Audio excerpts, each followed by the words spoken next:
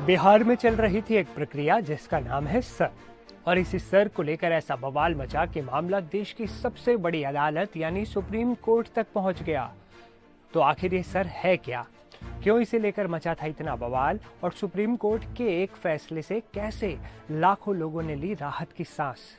चलिए आज आपको ये पूरी कहानी आसान भाषा में समझाते हैं। नमस्ते, मैं हूं असीम और आप देख रहे हैं एनडीटीवी इंडिया। चलिए सबसे पहले ये समझते हैं कि ये सर क्या बला है। सर का फुल फॉर्म है स्पेशल इंटेंसिव रिवीजन। अब इसे आसान भाषा में समझिए। जैसे हम त्योहारों पर घर की पूरी साफ सफाई करते हैं ना, वैसे ही चुनाव आयोग बिहार की वोटर लिस्ट की एक गहरी साफ सफाई कर रहा था। इसका मकसद था वोटर लिस्ट से उन लोगों के नाम हटाए जाएं जो अब उस पते पर नहीं रहते या जो फर्जी वोटर हैं, और उन नए लोगों के नाम जोड़े भी जाएं जो असली वोटर हैं। इसी पूरी प्रक्रिया को बिहार में सर कहा गया। अब आप कहेंगे कि ये तो अच्छी बात है, इसमें बवाल क्यों? तो दोस्तों, बवाल शुरू हुआ पहचान के दस्तावेजों को लेकर। चुनाव आयोग ने कहा कि अपनी पहचान साबित करने के लिए आपको 11 तरह के डॉक्यूमेंट्स में से कोई एक दिखाना होगा, जैसे ration card, driving licence, passport वगैरह। लेकिन इस लिस्ट में वो एक कार्ड नहीं था जो आज हम सबकी जेब में है, जो हमारी सबसे बड़ी पहचान बन चुका है। वो है हमारा आधार कार्ड। अब सोचिए, बिहार में हजारों लोग ऐसे हैं जिनके पास शायद 11 में से कोई दूसरा डॉक्यूमेंट ना हो, लेकिन आधार कार्ड जरूर है। ऐसे में उनका नाम वोटर लिस्ट से कटने का खतरा पैदा हो गया। इसी बात को लेकर कुछ लोग सुप्रीम कोर्ट पहुंच गए कि आधार को भी मान्यता दी जाए।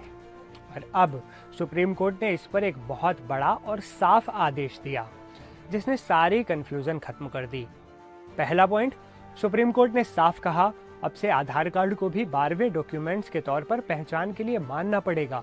यानी अगर आपके पास बाकी 11 दस्तावेज नहीं है तो भी आप सिर्फ आधार कार्ड दिखाकर अपनी पहचान साबित कर सकते हो। लेकिन दूसरा और सबसे जरूरी पॉइंट, सुप्रीम कोर्ट ने एक बहुत बड़ी बात भी साफ कही। जस्टिस सूर्यकांत ने साफ कहा कि आधार कार्ड सिर्फ आपके पते का सबूत है, यानी प्रूफ ऑफ रेजिडेंस। ये ही माना जाएगा, नागरिकता का सबूत नहीं है। ये प्रूफ ऑफ सिटीजनशिप नहीं है। इसका मतलब ये है कि कोई भी अवैध प्रवासी सिर्फ आधार कार्ड दिखाकर बिहार का वोटर नहीं बन सकता। चुनाव आयोग को पूरा अधिकार है कि वो आपके आधार कार्ड की जांच करे कि वो असली है या नहीं। अब आगे क्या होगा, ये भी एक बड़ा सवाल यहाँ उठता है।